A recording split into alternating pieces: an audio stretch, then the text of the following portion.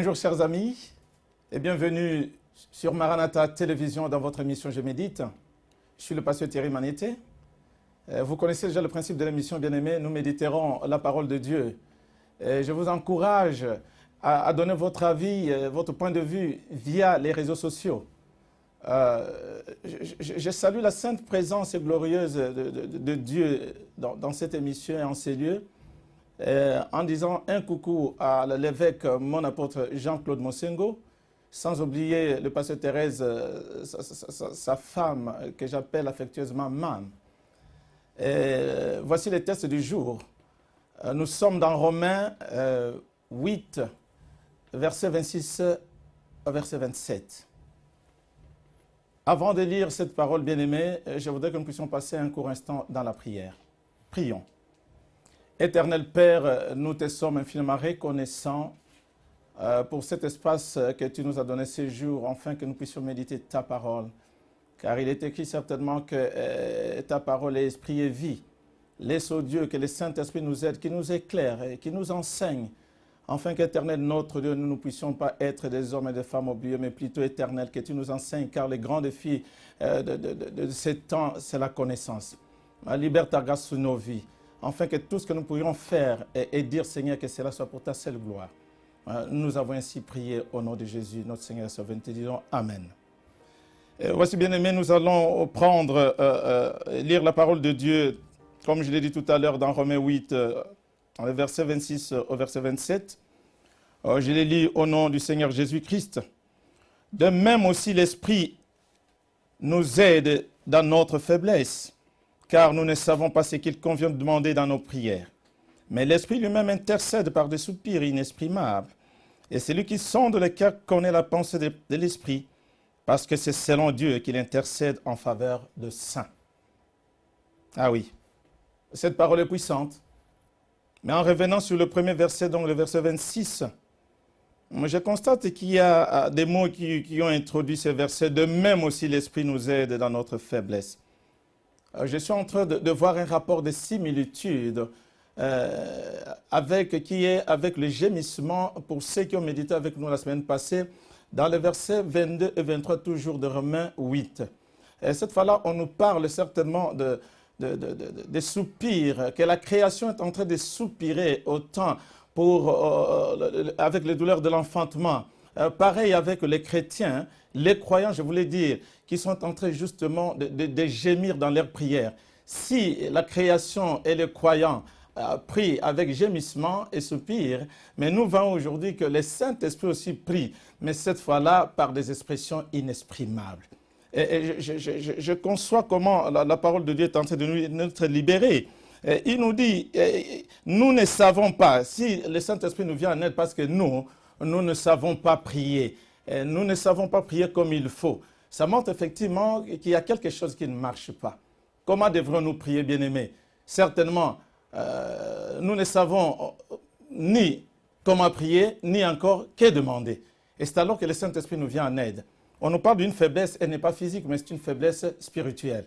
Je suis en train de voir un homme, une femme, un frère, une sœur, qui est en train de prier. Mais sa prière n'a pas, une motivation selon la volonté de Dieu. Cette prière-là n'aura jamais une faveur de la part de Dieu.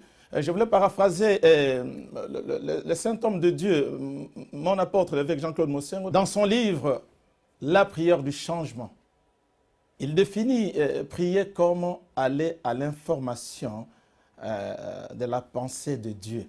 Non seulement aller à l'information de la pensée, mais aussi rechercher les résolutions de son conseil émanant, des conseils divins de Dieu. Et je suis en train de dire à quelqu'un aujourd'hui, il faudra que tu pries sans que tu aies de motivation de la volonté de Dieu.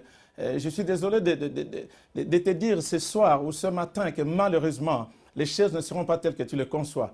Parce que prier, c'est dialoguer. Mais malheureusement, beaucoup d'entre nous prient, ils monologuent, ils prient seuls, sans qu'ils puissent avoir l'écoute de celui à qui il est tenté de libérer cette parole. Mais le Saint-Esprit vient justement nous enseigner à qui nous devons adresser notre prière et que demander au Seigneur afin qu'une réponse nous soit donnée. Je conçois aujourd'hui que beaucoup d'entre nous, bien-aimés, peuvent bien se poser des questions. Je remarque que dans la prière, malheureusement, le Saint-Esprit non seulement Mais on lui a donné un nouveau rôle. J'ai dit non. Il nous enseigne, il nous éclaire, mais aussi on nous dit qu'il intercède. Il est en train de plaider les cas de toi, mon frère, de toi, ma soeur, parce qu'il sait effectivement qu'il y a quelque chose qui ne marche pas. Dans le sous-bassement, je suis en train de dire à quelqu'un, il est temps pour que ta prière, bien-aimée, je t'invite. Si tu dois prier Dieu, il faudra que tu puisses avoir des motivations pour un but ultime qui cadre avec la volonté de Dieu. Si tu pries parce que l'œil a tapé sur une femme, un homme, si, je ne sais pas moi, ton cœur s'attache au bien matériel, cette prière-là risque de ne pas avoir une réponse favorable, et je te l'ai dit. Je voudrais inviter une personne, un frère, une soeur, un ami, de te lever là où tu es, de comprendre que le temps est arrivé pour qu'une prière qui doit être faite. Non, je t'ai dit que si le Saint-Esprit ne peut pas t'aider, tu ne pourras rien. Et le Saint-Esprit ne peut pas venir aider quelqu'un qui est dans le péché, malheureusement, parce que lui, il doit habiter dans un corps saint. C'est ainsi nous disons, bien aimé, si tu n'as pas encore connu Jésus, si même tu as connu Jésus, que ta vie n'est pas celle que tu dois mener, le Saint-Esprit ne pourra pas t'aider. Tu prieras comme tu veux. Tu pourras même, avant d'aller voler, tu te dis, j'ai prié pour qu'on ne m'arrête pas, cette prière n'aura pas la faveur de Dieu.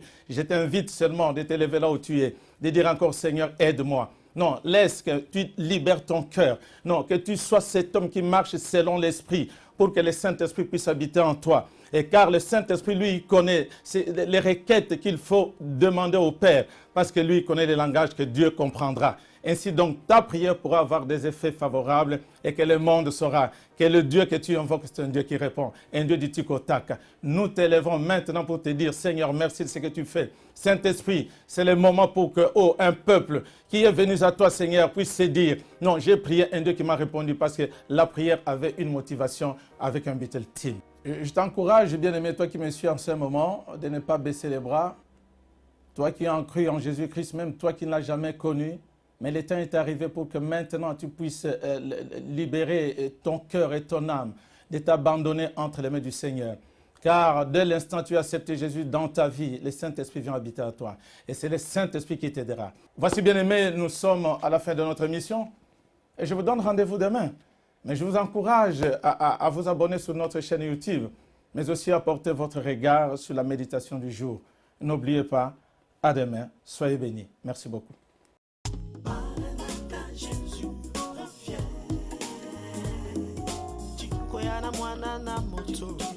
Zali pembeni, Maranatha, Jésus revient.